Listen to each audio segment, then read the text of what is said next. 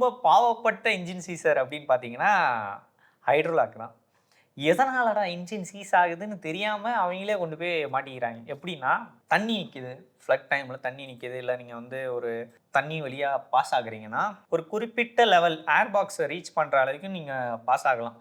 அப்படி இல்லை நீங்கள் வந்து சடனாக உள்ளே ஜம்ப் பண்ணுறீங்க, இல்லைனா காராக இருந்தால் அப்படியே உள்ளே எடுத்துகிட்டு போய் சதக்குன்னு இறக்குறீங்கன்னா தண்ணி வந்து ஏர் பாக்ஸ்குள்ளே என்ட்ரு ஆகிறதுக்கான வாய்ப்பு ரொம்ப ரொம்ப அதிகம். எஸ்பெஷலி உங்கள் கார் இல்லை பைக்கோட ஹைட் வந்து கம்மியாக இருந்தால் தண்ணி ஒரு குறிப்பிட்ட அளவுக்கு மேலே ஒரு சில அவுன்சஸ்க்கு மேலே உள்ளே போச்சுனாலே உங்கள் இன்ஜின் வந்து அப்படியே சீஸ் ஆகும். அதை நீங்கள் காப்பாற்றுறது வந்து கஷ்டம். ரேர் சினரியோஸில் தான் வந்து வண்டி ஆஃப் ஆகுமே தவிர முக்கால்வாசி நேரம் வண்டி வந்து சீஸ் ஆயிடும். இப்போ ஒரு வேளை ஏறிடுச்சுன்னா உடனே போய் மெக்கானிக் கிட்ட போயிட்டு ஓப்பன் பண்ணி இது பண்ணிட்டு க்ளீன் பண்ணிட்டா ஓகே ஆயிருமா?